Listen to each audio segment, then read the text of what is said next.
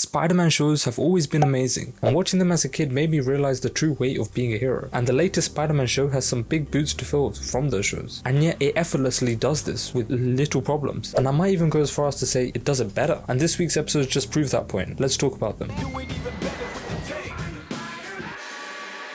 Now there are spoilers ahead, so do come back after you have seen it. It's amazing, go watch it. This week we got 3 episodes and the plot thickens so much in these episodes. Last episode we ended with the cliffhanger that Norman Osborn finds out that Peter is Spider-Man, but it turns out that Norman actually planned the whole internship to get closer to Spider-Man because he thought that one of the people at the internship might have helped Spider-Man with his tech, but he didn't expect Peter himself to be Spider-Man. He then offers Peter assistance to improve his tech and suit. Peter initially declines the offer, but after getting his butt whooped by the criminal couple Tarantula and Speed Demon, he realizes that he can't do this completely on his own. Then Norman tries out a bunch of different suits on with Peter, and Edna Mode would be disappointed with some of these suits. Knock it! But they all fail as they don't have the Spider-Man aura emanating from them. But this white suit does, and this looks a lot like the anti-venom suit. And Harry Osborn also finds out that Peter is Spider-Man and becomes his guy in the chair, which Ned might not like.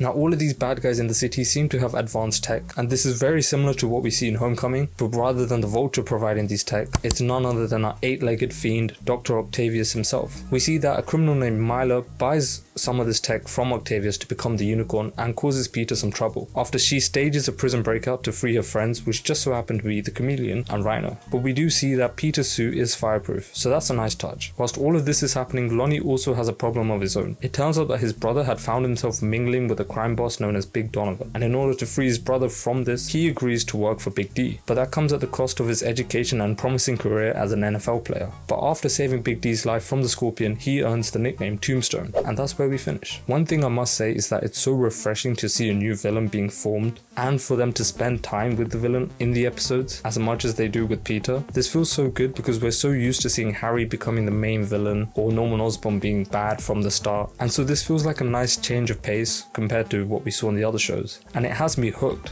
However, this shows us that it's our choices that make us who we are, because Peter and Lonnie are in similar situations where they have to sacrifice the things that they care about the most in order for the greater good, but Peter still manages to take the high ground and is a hero, meanwhile Lonnie ends up becoming Tombstone, and it's so beautifully written. Also the fact that Norman Osborn is actually trustworthy and a person like Tony Stark in this universe, whilst there also being a Tony Stark, it makes it feel like it's something completely new, yet it's also the same thing that we have seen before. Peter's new suit design is also awesome. I do hope that we do see more suits in terms of colors and tech in this show, just because it's so nice to see this. Doc Ock being the main tech supplier was expected since we did know that he will be in this, but he looks just like how we did in the comics. Once again honing in the idea that this is a comic book come to life. And also seeing the MCU references felt good as well. I said this last week and I'll say it again because it's such a good feeling that it's worth 2 shoutouts. Like them mentioning the Sokovia Accords and Ultron felt so right, and it felt like something missing in most of the other Spider-Man shows. But what was unexpected was Peter being a fan of Captain America. I really thought he would be a Tony Stark fan, but it turns out that every other version of Peter in the multiverse just does not like Tony, which would have been interesting in the MCU considering he becomes his adopted son of sorts. But overall, episode 3 gets a 7 out of 10, episode 4 gets a 7.5 out of 10, and episode 5 gets an 8 out of 10. It just kept getting better as the show went on. But do comment below your thoughts and subscribe whilst you're there.